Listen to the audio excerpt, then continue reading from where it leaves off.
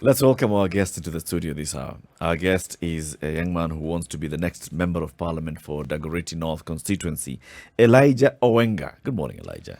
Good morning, Eric. Good morning, Du. And good morning, City Muga. I'm very happy to be in the Situation Room this morning. Good morning, karibu sana. Asante. Karibu sana, that's a hot seat. A very hot seat. And we like talking about the work of our leaders. You're a politician. You want to be a Member of Parliament for Dagoretti North Constituency. You'll be telling us all about that. But first, let's get to understand who is Elijah Oenga. Eric, I'd like first to thank the Situation Room, City Muga, Nduoko, and Eric. You guys are doing an awesome job. You are elevating conversations across this country. And I would like, on behalf of Kenyans, to really thank you. Elijah is a passionate Kenyan who has decided to exert himself in the conversations around this country because they are needed. We need to tilt conversations from the selfish I, and look at a more comprehensive picture for this nation. And that's why I'm heading to Parliament to spice it up. As you spice it up down here, I'll spice it up there. Let's do this together. Let's make it teamwork. So what have you been doing prior to this declaration? Elijah is an entrepreneur. I wear many hats. I'm a farmer. I farm and export herbs and basil. I run a consultancy firm. I'm engaged in training, and through that I work a lot with young people, getting them out of hopelessness and joblessness into some meaningful work. I also used to run a special needs school as part of my while living in the UK. I interacted very closely with special needs children, and I came back and set up Heaven Cottage, which was then a special needs facility, because honestly, there are very few facilities for special needs children in this country. And that I did as a CSR for myself and my family. Yeah. Why are you talking about it in past tense? When COVID hit, I took it a bit slowly, because some of our kids with, let's for instance say, cerebral palsy, they have very weak immune system. So I decided to watch it out, and I wouldn't want to lose even one child. So in due time, once this situation is settled, I would like to get back into it, and maybe in a much bigger way as an MP, and spread it across the constituency. You mentioned that you are in the business of uplifting the livelihoods of young people and getting them out of this quagmire and vortex of hopelessness. Yes. How exactly do you do this? I've quickly realized that, Kenyans are extremely intelligent people. Having traveled a bit, Kenyans stand out. We are very aware, we are very informed, we are very knowledgeable, but what we lack is opportunities. So as an individual, I've been doing it at a small scale. I work with young people who are artistic. I've worked with a group of young people in Kibera and in Dagoretti North. Kibera, Nairobi, Ngoma, Dagoretti North, many spread groups, getting them into art, getting them into woodwork, getting them into weaving, into work with women, getting them into beadwork, because our way out of poverty is through skills. I know universities have their place, but I think we've overdone universities, Bonamoga. I think it's time we get back into sports, arts, theater, culture, and skills. And that's my proposition for Dagoretti North. I would like us to get out of the quagmire, which is more and more degrees, which ends up with more and more brown envelopes on our street, and very little, solution to the problems. What do you think has been the problem with past and current leadership in this particular area that you're hoping to prevent or present a solution to? What has gone wrong?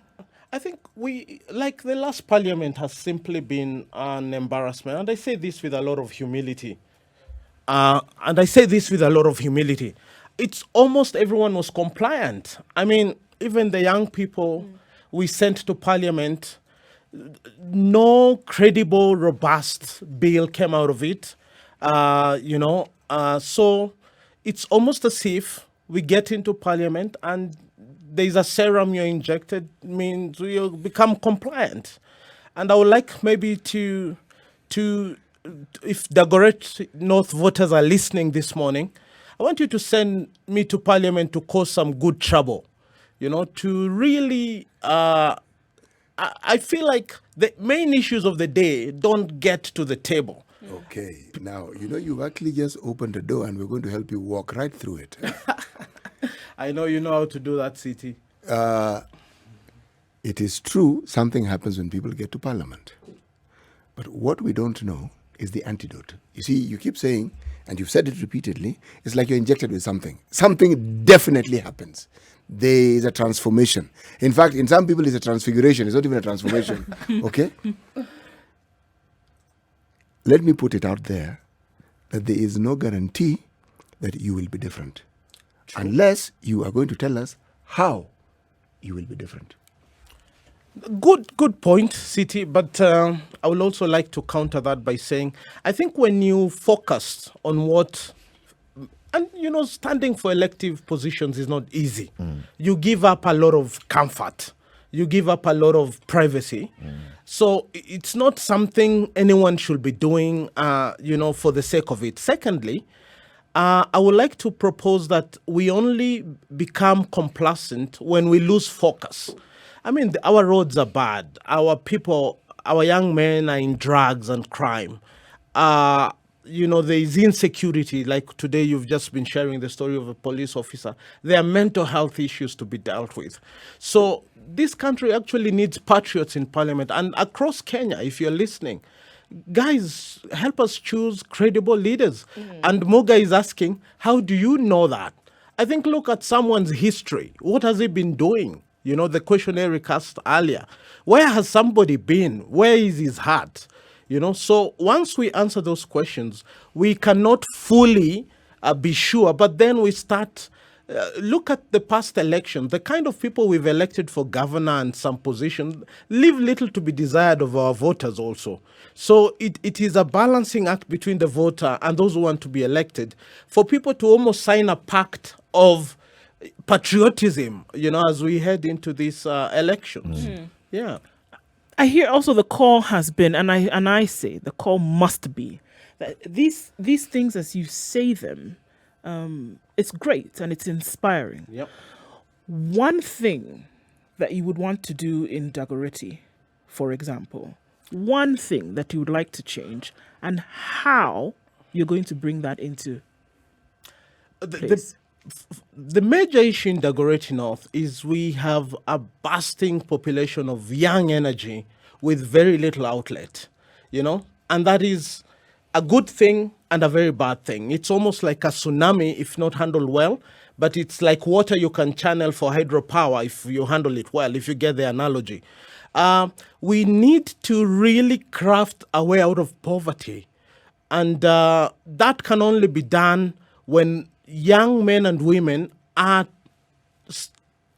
channeled in a way to identify their skill and create opportunity for that skill to be expressed in a meaningful manner. So if you, for instance, turned Dagoretti North into an economic empowerment hub, and that's what I've been doing at a small scale.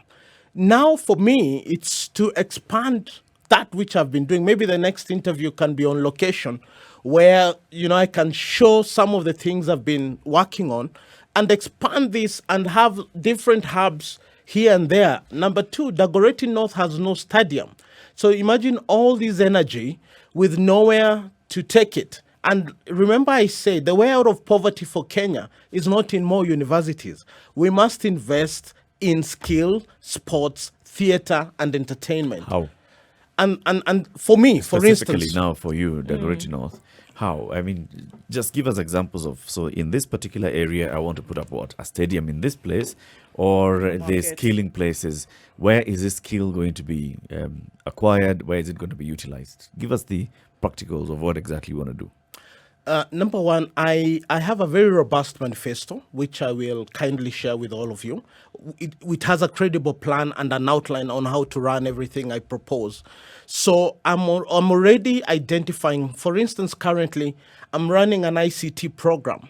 So every 2 weeks, 30 young men and women are getting trained on transcribing, on video editing, on article writing, and most of these jobs are then online. So I have a team of 4 young men who are very good on ICT skills, who are training them, and after 2 weeks, the very best ones can then employ that skill in a meaningful way to start earning some income. I'm going to do that with wood. For instance, Kenya, we import a lot of furniture, yet we have young men and women who could be trained to produce furniture at a quality that is even now we start exporting. Look at the idea of around getting them into skills like videography and photography and skills like, and this can take in so many people. Look at, for instance, just training young men and women in landscaping and proper excellent skills around that. And then they can be utilized by the county governments, dress them up, brand them, because it's one idea to have a skill. It's another idea to brand that skill. Like our Juakali sector is among the best in the world, but we are extremely shoddy at branding ourselves. So most of those things remain in Gikomba when they should be in Finland, in Sweden, in being utilized and patented.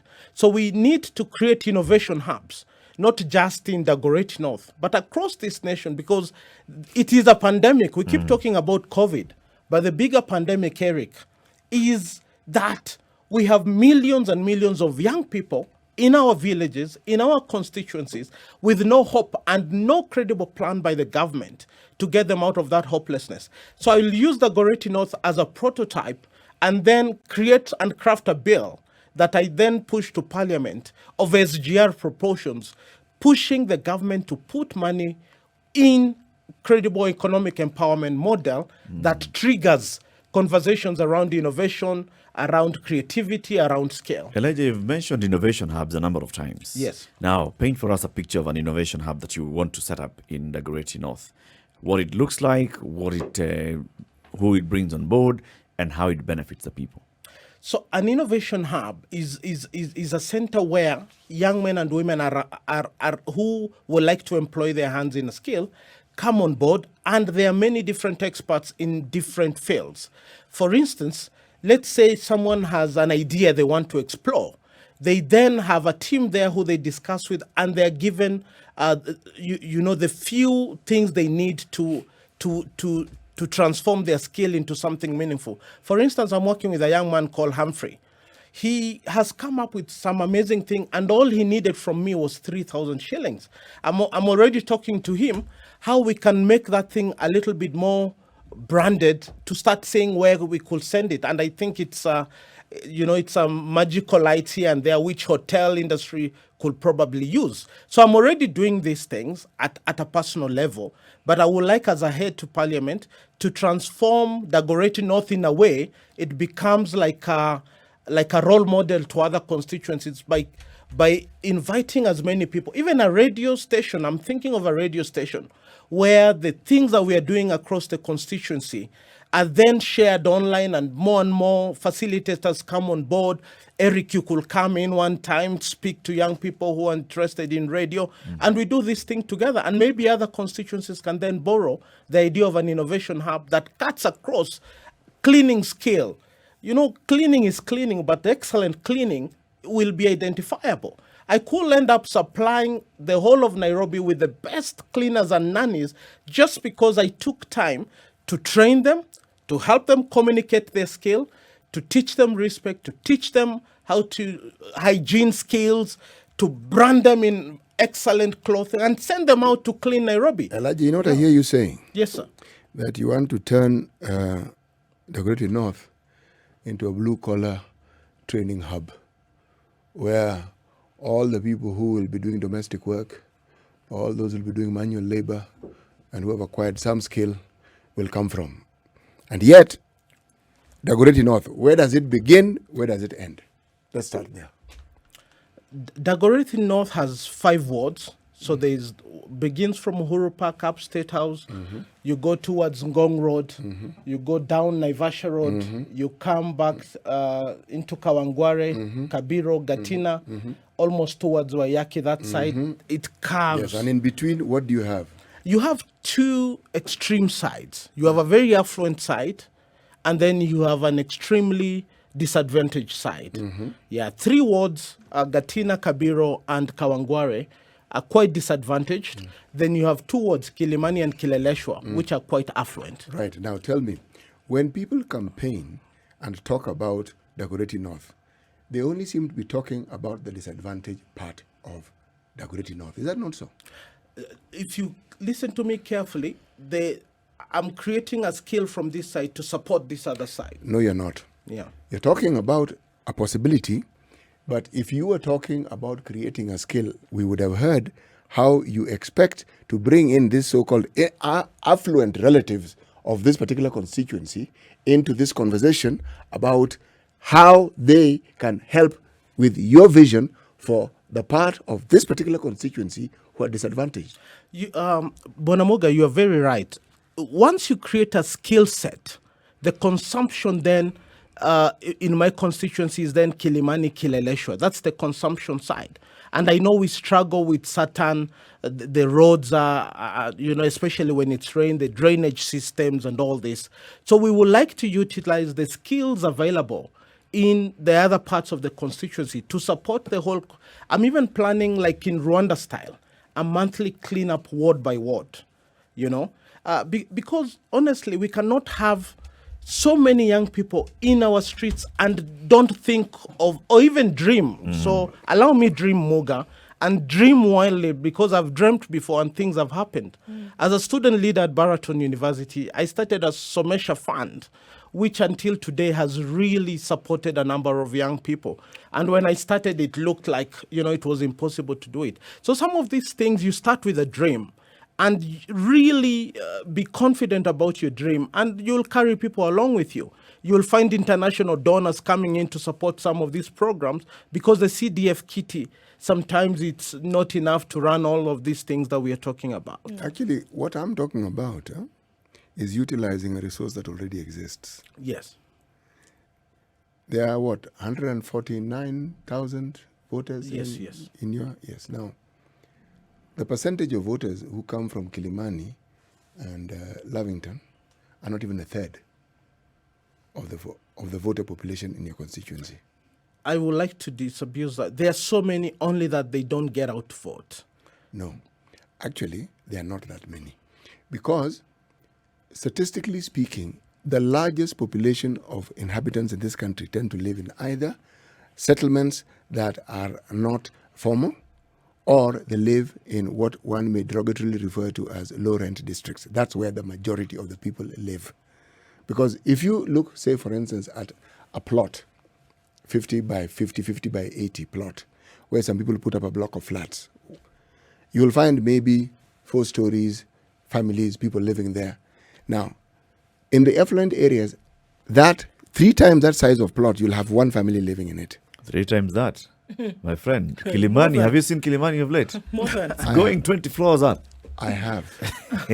Maybe what we should be asking is, from the census, because we have got statistics, from the census of 2019, what was the population, the total population of Dagoretti North constituency, and then ward by ward? Is what Muga is saying statistically factual from the 2019 census? In fact, the highest number of voters, you'll be surprised, is from Kilimani Ward in Dagoretti North. It's from Kilimani Ward.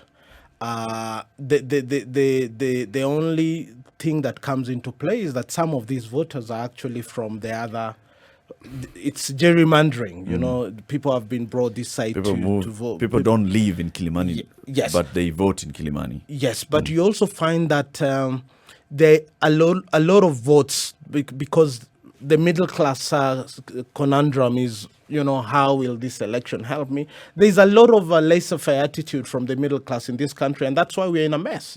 In other countries, the middle class is a buffer between the very wealthy and the very poor. And like the US politics, is more a middle class politics. So it's not so stretched on either side of the divide.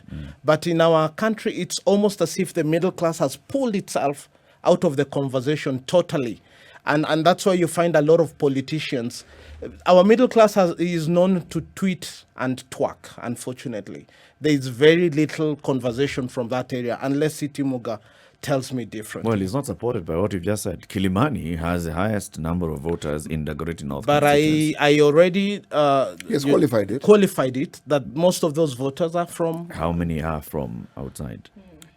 It's difficult to tell. You know Yes. why? You are a registered voter in that particular constituency. Yes. So where you vote, you're voting within your constituency. Yeah, which is why I'm trying to push back on what Yes. Elijah is telling us, Yes. that many of those voters are from imported. Maybe they're not.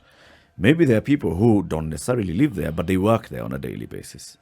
If I've got my office in Kilimani, I want to also participate in what happens in Kilimani. Even more Most- interestingly, I may even have moved from Kilimani and I once lived there, but that's where I registered. But I still So that's where I'm registered going to there, go so I'm and still vote. voting there. Yeah, most voters in Kilimani are from the other three wards, Okay. Gatina, Kabiru, and Kawangware. That is a fact which I Okay. think IEBC can confirm to you. Okay. Our, But they're all Dagoretti North then? yes, voters? they are all Dagoretti North. Okay. So the affluent side, there is a lot of gerrymandering, like I've said. They move this side to maybe support a certain candidate. So yeah, that's what happens. Elijah, you know, I brought up the issue. Yes. If you mentioned the US, what you're saying in terms of the people you hear of and the body from where you get political or leaders or wannabe leaders, yes, it's from that middle class. But if you look at the election in the US, even from the time of Barack Obama, the blue collar worker, who is not necessarily a middle class, if his middle class is lower middle, has been the key influencing factor in the outcome of those elections. And those who have ignored that particular vote, what do you think Trump did? Trump appealed to that particular voter. And that voter was always there, the voter didn't vote. And then something else happened in the US. Black voters who didn't necessarily go out to vote, in certain states where it was assumed certain candidates from certain parties would win, the change was because suddenly they started voting. Now, if we look at the number of voters in Dagoretti North, but I also vote in Dagoretti North, just so that you Oh, understand. thank you, Muga. Are you confirming a vote for me this No, I'm morning? not. I am waiting for you to convince me Yes. that you will be the right candidate. Yes, Okay? yes. But that we are talking means we're on the right path. Okay. Okay? Okay. The truth of the matter is this. When you start with the population of those who voted, in my mind, I ought to be looking at how many eligible voters do we actually have? Yeah. And how many more can we get to actually vote? Because the ones who are there are probably already there and they already decided as to the direction they're going to take. Okay. Because the party you want to stand with is not the only party that's going to be there. The other That's parties true, will be that's true. represented. Yep. How do you get these others? Now, when you look at those numbers, then you're talking about real politics because that's where the change comes in. Because let's say, for instance, hypothetically speaking, that you find that you have another 80,000 who could actually vote. It's a game changer. Yes, it is. If those people actually then register, you have a completely different story that you'll be telling with regards to the outcome of an election in your ward. In your constituency. The number of registered voters in Dagoretti North constituency, the number of eligible voters in Dagoretti North constituency, and let's look at the numbers so far, those that have been registered since 2017. Let's start with how many voted in Dagoretti North in 2017? In the last election, the number of registered voters was about 147,000. This new voter registration exercise was marked by a very low turnout, and I'm getting the numbers that the new voters came in were about only 5,000.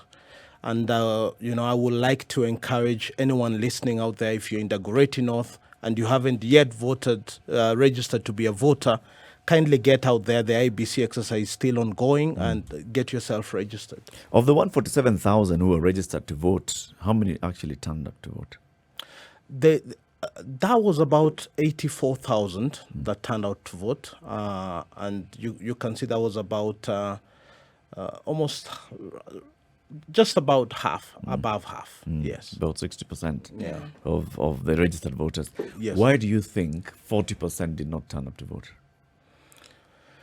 This is a nationwide issue. There is a voter lethargy. People are tired. Every time they vote, they see very little outcome for their vote. So because 2007 they voted and there was very little outcome. 2013, vote again. And, politicians trade on hope. Like opium. Just like pastors trade on hope. Everyone is trading on hope in this country, yet they deliver very little. So you cannot on one side blame the voter. But again, the voter, you look yourself in the mirror. You are the one who chooses these same people who trade on hope. So it's a catch-22 situation.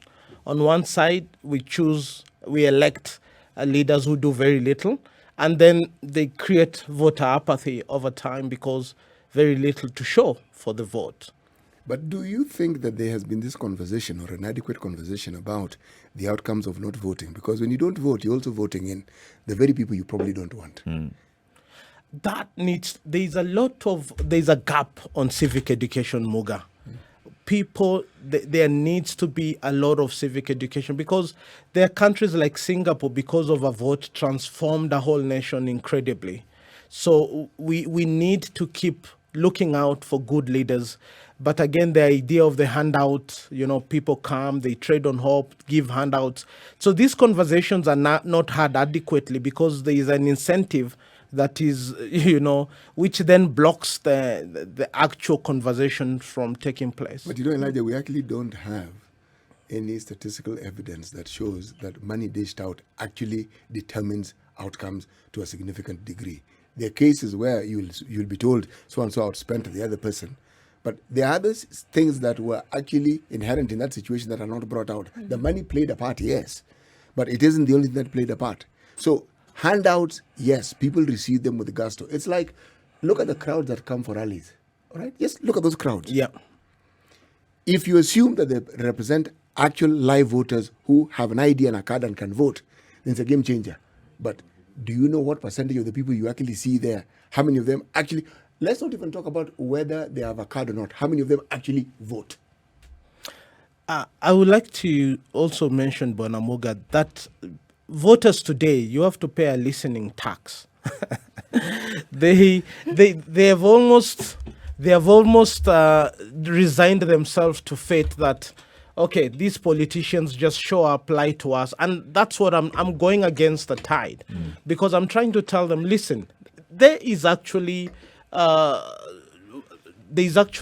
reason to vote a good leader because it can really be the difference between you acquiring a skill and you being simply a bridge for them to cross over. And yeah, Elijah, at this point, you're in a very difficult position. Yeah, I know that. Because historically, certain things have happened in a certain way. Yes. Promises have been made to Kenyans. Things have been told them that would happen if a certain individual took up a particular position.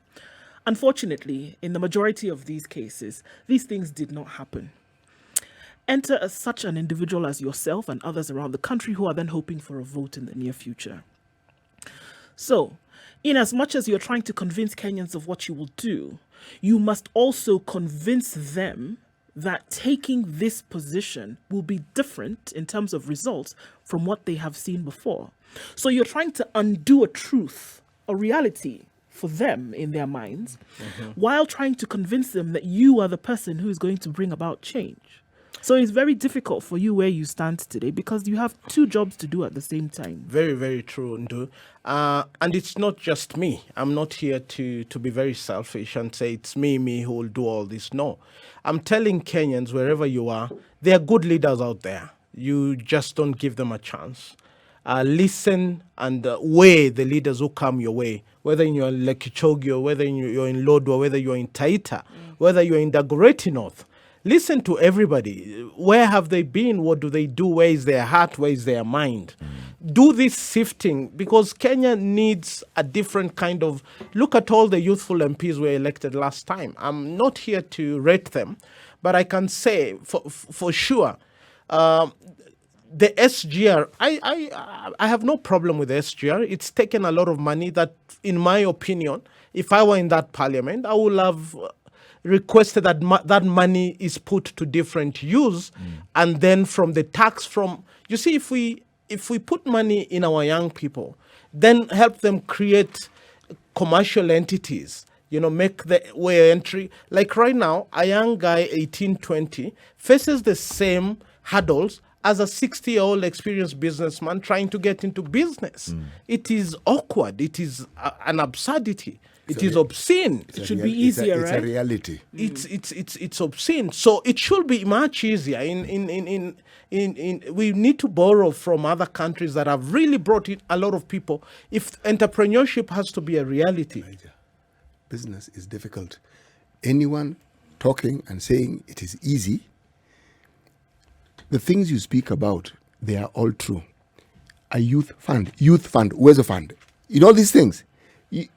This government that we have here, do you know some of these things that we speak of? You talk about the framework, the structure, they actually exist. Yes, on paper. We Actually, have them no, on paper. not just on paper. Muga, we have them on paper. Even money has been budgeted for and was allocated to these things. It's not just a theory. It wasn't just a story. It doesn't start and end with money. And I think that's where the other conversation needs to begin. Before you throw money at a youth or a woman through Women Fund and Youth Fund, there's a lot more work that needs to be done in the background before you then say, here is some money to actualize your idea. You don't just find a young man who's 25, give him 100,000. I mean, that guy already has rent issues. That guy already has girlfriend issues. That money will find use outside of the intended purpose. We need to first create an environment where these young people with a skill are trained, molded, apprenticeship, and then some little money to send them on the entrepreneurial journey. You don't just say apply on paper, you receive money, and you go and be successful. It's not possible. Like you said, there are very many other things that affect, people's livelihoods. Yes. Infrastructure, the costs of housing, cost of food, and these are affected by things. For example, looking at the screen that we have in the studio, you can see this is Getanga Road. So that's the area around Kawangware. This road has been in the news for a number of months now. First time, there was a huge issue. It needed to be repaired. It was repaired, and then it rained, and it got back to this situation. Now, because of this, you hear people saying that you have a business in Kawangware along Getanga Road. It costs you more to actually run your business. Yeah, that's the main road, 46 Kawangware. Yes. That road has had major issues, like you say. You can see clearly it's a beautiful road built, yet with no drainage system. So, and that's not a story just for Dagoretti North. Roads are being built across this country with no supporting amenities. You cannot build a road and not find an exit plan for the water that accumulates. So every time it rains, the water is held up and the road again needs repair. So we need our engineers at, all Kura, Kenha, and everybody. Before we build roads, like you were discussing the other day, there was no bridge built, and you saw what happened to the bus. I mean, it is a story across this country that our engineers somehow just want to be seen to tick boxes without really. I'd rather roads are done at a very good maram level with drainage, and then in the next budget, now it's tarmacked, so that there's a consequential way to do this. What would you do about this? If you went to campaign along this road, they'll tell you, this is our problem. This is what is biting. So what would you tell the people? Number one, I don't lie when I look for votes. So I will never say I will repair the road, build this road. That I will never say. But what I will say is that I will be a constant voice to the, to NMS, to Kura, to whichever entities are, in charge, to do something about it. And I'll want them to do it the right way. So I wouldn't want them to come and just repair and do a patchwork. You cannot, it's a hemorrhage. You cannot put an elastoplast on a surgery patient. So we need a proper plan around the road network and not just the patchwork that we've been saying. So as an MP, I will not allow a patchwork. I'll want the citizens to be aware that this road needs this, and this is how it should be done, and then talk to the relevant authorities. Yes. How would you get away from the culture of things that are said that this is how we do things, or this is how things are done? We've seen, and we have very many examples of people who slip into the culture of how things are done. How would you steer away from that? I know it's a syndrome. You don't think you'll get away from it, and I think to be honest to yourself is very, very important. To remain true to the north. You are north. Everyone has a north. Where does your compass point? You must remain true to your north, and that's where the difference between me and another MP comes into play. We are not all the same. So you need to be able to know yourself and only promise that which is achievable. And if not achievable, be honest again to say, hey, I was unable to do this because of 1, 2, 3, but the plan, or I've totally entirely given up on this plan that I had told you, this is my new plan. I think people necessarily don't misunderstand us. It is us who overpromise and deliver and try to get out of it by coming up with kizungu mingi. I think it's important to just remain true to yourself. People will value you when you just say, hey, this one I've been unable to do. What next? Do we have an option B? I think people will respect that. Let me ask you, how many politicians have you come across who have been what you're saying one ought to be and have succeeded in politics in this country? And maybe that's another conversation, because how do we look for those politicians? So are we looking for apples in a lemon garden? So if you want things to be done, then try get honest conversations going, credible leaders who say what they mean and mean what they say. So don't go to an apple garden trying to find lemons. If someone lies to you through the political period, how do you even trust them to deliver even one of the promise they give you? So it's a catch-22 situation, sir. Do they really lie sometimes? Sometimes an outright, blatant, brazen lie. But sometimes if you listen to these people, they actually mean what they're saying. They believe it. No, Yes. sometimes I think they like what he said, they overpromise. Yes, you believe this can be done, this can be done, this can be done, but you're leaping all of it and saying, I'm going to do all of it. You cannot And do you all of it. definitely can't. And you can't. How So can you're you not promise honest to with build yourself. a road? Do you know the budget? Do you know next year's budget? Do you know how it's going to be approved? You can only promise and say, I will do my best to talk to the relevant authorities and to be a constant pain on their neck. So what is it that you're telling Dagoretti North residents today, or constituents today, that if given an opportunity to be their member of parliament, that you would do? What is it that you're saying? Staying away from the over-promising aspect. What I'm saying, I'm a person you can trust to take your concerns, because the number one role of an MP is to be a legislator, to represent their voice at the national level. So I will find mechanisms to get the true voice of Dagoretti North and in its raw form, communicate that at the national level. So I want to be a true son of Dagoretti North and be a credible partner in raising your concerns at the right place. Let's Number take a two, trip. Okay, go ahead. Yeah. Go ahead. Number two, I also would like to say that I have looked at the problems in Dagoretti North, ranging from the road network, the drainage system, insecurity, unemployment, and I'm finding local solutions to local problems, and those that need national attention, you can trust me to raise them at the national level. Lastly, I'm saying those who are forgotten, who have no voice, I want to be your voice. The special needs children in Dagoretti North, the wajane, wamama, those widows and widowers who have the single mothers need a plan also. Actually, in Dagoretti, we have so many single mothers. It's like it's a pandemic of its own. And you imagine you're in a slum area, you're a single mother with no safety net, no cushion. I want to be able to say, and boldly so, that outside of the CDF, I want to look for international partners, friends here and there, to come up with credible projects that can give our people hope out of hopelessness. So those are things I can say I would like to do. Lastly, I would also like to promise the schools in Dagoretti North. I want us to, at a very early age, to start libraries and ICT hubs. I want that can be done and will be done. That I'm not even promising. That I have a plan on how to do it. So we have ICT hubs that our young people can interact with technology from a very early age. Right. Do you believe CDF should still be maintained?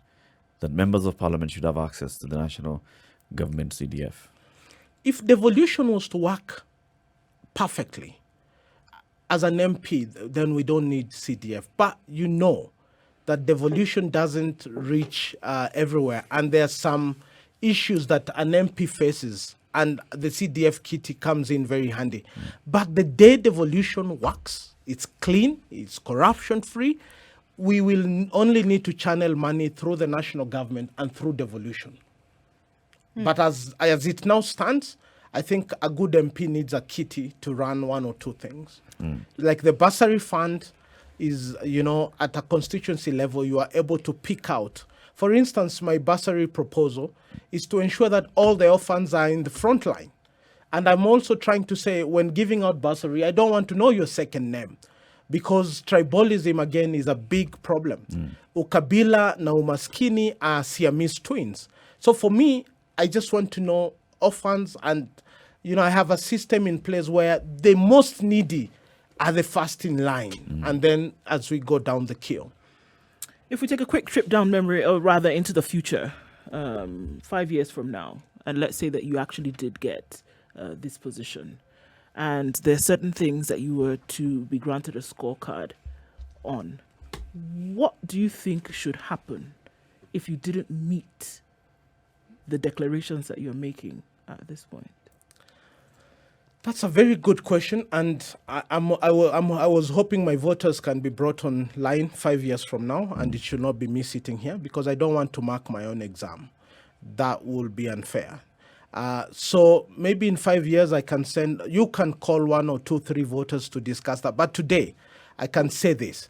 That which I will not be able to achieve, I'll be back and I'll be very honest again why I was not able to achieve it. But that which I will achieve, I'll have a website. I also want a communication system that is very open and transparent, where the constituents can interact with me constantly to rate me on an ongoing basis. I don't want for them to wait for 5 years. I want in the first 100 days, in the first 1 year, in the first 2 years, and it's a cascading effect as we move forward. But one thing I can promise, I will also be a very relevant voice for them in Parliament. I want to be remembered as causing good trouble in Parliament. There are some MPs who haven't spoken once in Parliament. I don't want to be that one. At least for that, they can be sure. You will be a rabble rouser. Not necessarily, but good trouble, yes. It'll be a good conscience. Yeah. Good conscience. Good conscience. On the floor of the Yes. House. Thank you, Bonamuga, for that. Elijah Oenga, thank you very much for joining us, and wish you all the best as you go out there campaigning, convincing the people of Dagoretti North why they should elect you as their next member of parliament. Thank you very much, Eric. Thank you very much, Ndu and City Moga. This has been such an engaging conversation. I'm hoping to come back again and again to converse with the three of you. Be sure of that. Asante sana. Elijah Oenga wants to be the next MP for Dagoretti North. Are you a voter in this constituency in either Gatina, Getui, Kawangware, Kilimani or Kileleshwa wards? Well, you'll be engaging with him and then make up your choice on this particular one. This is the Situation Room, the only way to start your day.